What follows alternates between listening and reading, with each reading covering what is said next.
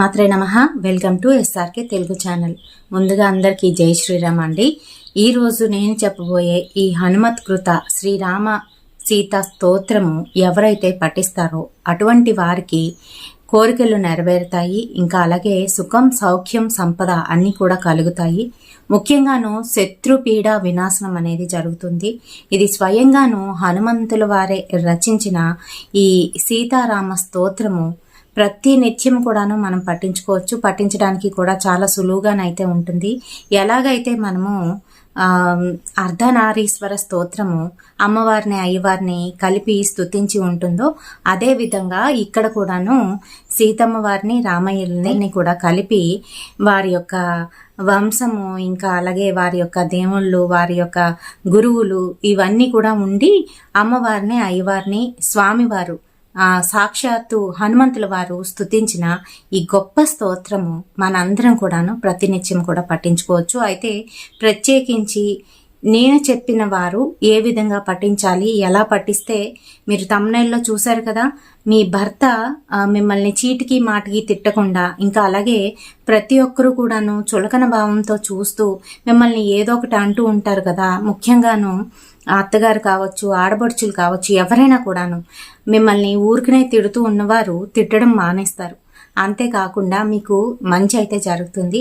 అయితే ఎలా పఠించాలి ఈ మంత్రాన్ని, ఇంకా అలాగే మనము ఈ మంత్రాన్ని ఎలా జపిస్తే మనకి మంచి జరుగుతుంది, దాంతో పాటుగా ఒక చిన్న తంత్రం కూడా చేసుకుందాము.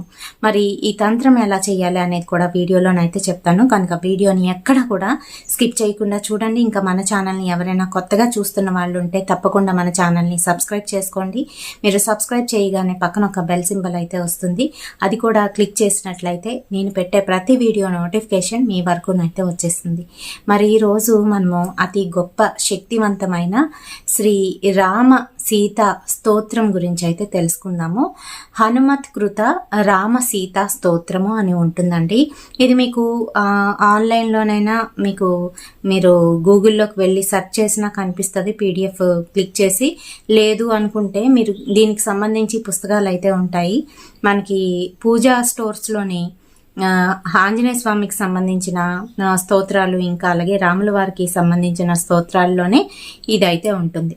సో ఎలాగైనా చదువుకోవచ్చు. ఇంకా క్లియర్గాను నేను ప్రతిరోజు చదువుకోవాలి అనుకుంటే చక్కగా PDF డౌన్లోడ్ చేసుకోండి, లేదనంటే స్క్రీన్ షాట్లు తీసేసుకోండి, అది బెస్ట్. ఇంకాను ఏంటి అని అంటే మనకి గూగుల్లోకి వెళ్ళి సర్చ్ బార్ ఉంటుంది కదా, అక్కడికి వెళ్ళి శ్రీ హనుమత్ కృత రామ సీతా స్తోత్రము PDF ఇన్ తెలుగు అని క్లిక్ చేసినట్లయితే మీకు చక్కగా ఆ PDF అనేది ఓపెన్ అవుతుంది.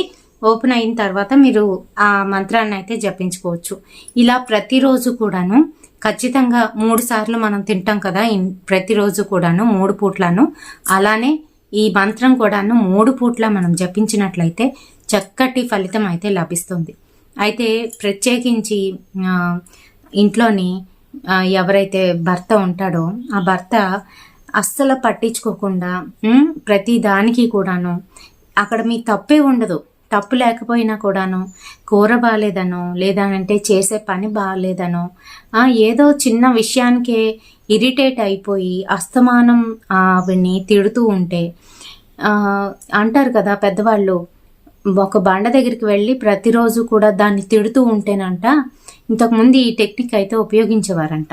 బండలు పగలగొట్టడానికి బూతులు తిట్టేవారంట. అందుకనే బూతులు తిట్టేటప్పుడు బండ బూతులు అంటారు. ఆ బండల దగ్గరికి వెళ్ళి వీళ్ళు ప్రతిరోజు బూతులు తిడుతూ ఉంటే అంట, అటువంటి కొండ రాయి బండ ఏదైతే ఉందో అది కూడా విరిగిపోతుందంట, పగిలిపోతుందంట. మరి అలాంటిది మనుషుల గుండె ఎంత చెప్పండి.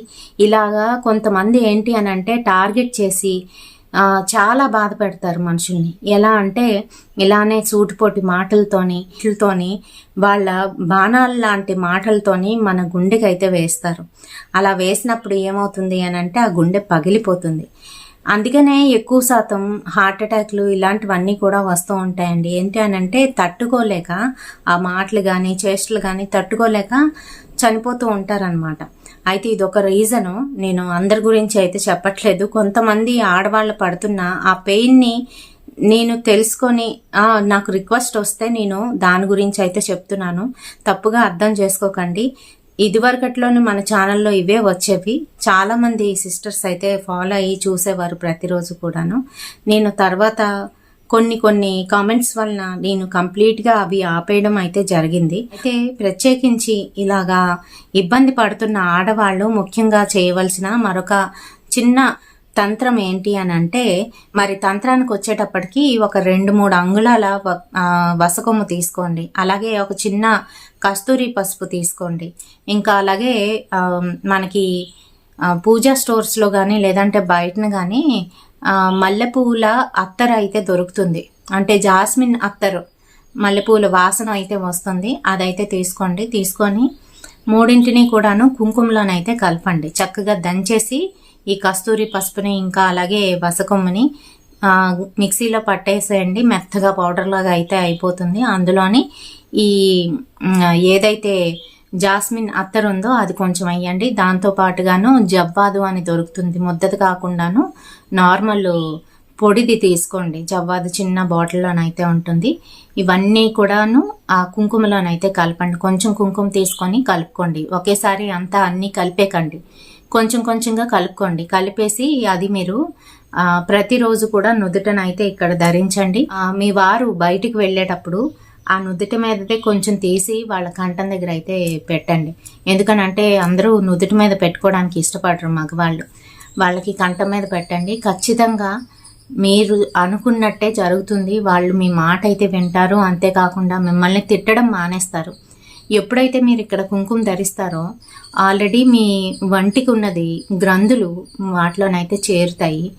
వాళ్ళు బయటికి వెళ్ళేటప్పుడు, అందుకనే పెద్దవాళ్ళు ఇంతకు ముందు ఏం చెప్పేవారు అని అంటే, భర్త బయటికి వెళ్ళేటప్పుడు ఎదురు రావడం, ఇంకా అలాగే కుంకుమ బొట్టు పెట్టడం, ఇదంతా కూడా కంపల్సరీ చెయ్యాలి. ఎందుకనంటే వాళ్ళు బయటికి వెళ్ళి క్షేమంగా ఇంటికి తిరిగి రావాలని, మీ కుంకుమ నిండు నూరేళ్ళు చల్లగా ఉండాలని, అలాగే భార్యాభర్తల మధ్యలోనే సంబంధం ఇంకా బలపడాలి అని చెప్పేసి ఇలాంటివి అయితే చెప్పేవారు.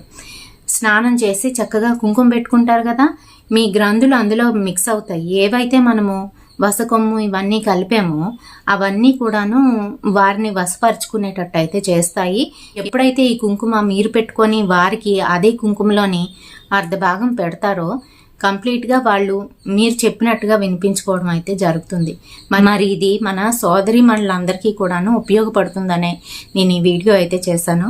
మరి వీడియో నచ్చితే తప్పకుండా ఒక లైక్ అయితే వేయండి. రేపటి సరికొత్త వీడియోతోని మళ్ళీ మీ ముందుకైతే వచ్చేస్తాను. అంతవరకు స్వస్తి.